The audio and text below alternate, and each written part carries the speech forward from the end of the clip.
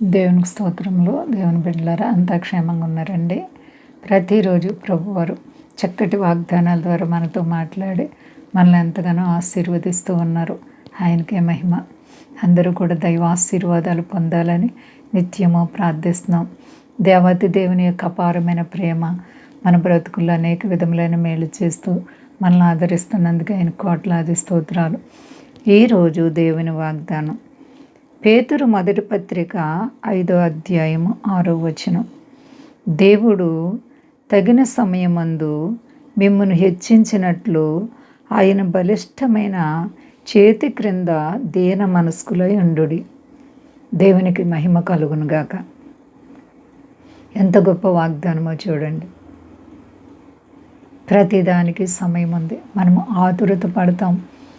ఫలాని కార్యం అయిపోవాలి, ఇది అయిపోవాలి, ఈ శ్రమ నాకెందుకు వచ్చింది, కష్టం నాకెందుకు వచ్చిందని ఎంతో ఆలోచనతో కృంగిపోతూ ఉంటామండి. ప్రార్థనలు చేస్తూ ఉంటాం. కానీ కొన్నిసార్లు మనం చేసే ప్రార్థన త్వరగా సఫలం అవ్వకపోవచ్చు. అప్పుడు మనం చాలా కలవరపడిపోతూ ఉంటామండి. కానీ దేవుడు అంటున్నారు, ఇదిగో మరి దేవుడు తగిన సమయం ఇస్తారంటండి. ప్రతి దానికి సమయము సమీపించుచున్నది అంటున్నారు ఆయన. మనకు ఆయన దాచిన మేళ్ళు ఏ సమయంలో ఇస్తారో మనకు తెలియదు. కానీ మనకు వచ్చే శ్రమల్లో మనం కృంగిపోతూ ఉంటాం.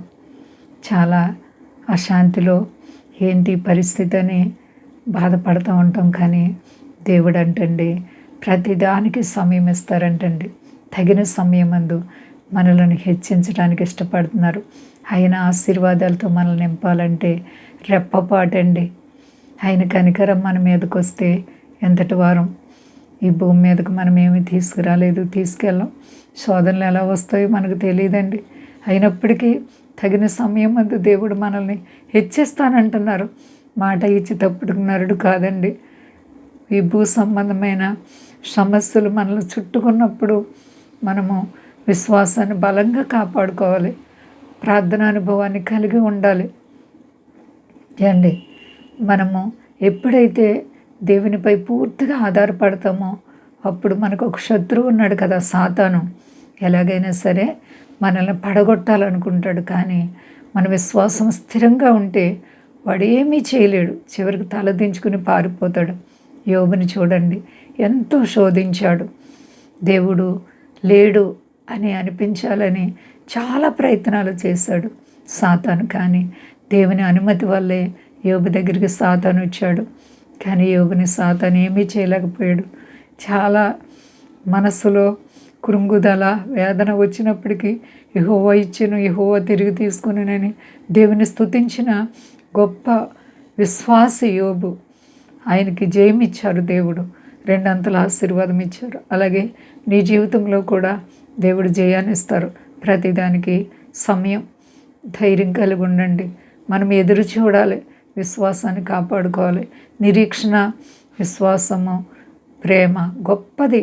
వాటిలో ప్రేమ శ్రేష్టమైంది. కాబట్టి ప్రేమ ఉన్న దేవునితో మన జీవితాన్ని కట్టుకుందాం. అంతా క్షేమంగా ఉన్నారండి. ఎవ్వరూ కలవరపడకండి. దైవాశీర్వాదాలు ఖచ్చితంగా దేవుడు మనకిస్తారు. అందరూ బాగున్నారు కదండి. ప్రార్థించుకుందాం.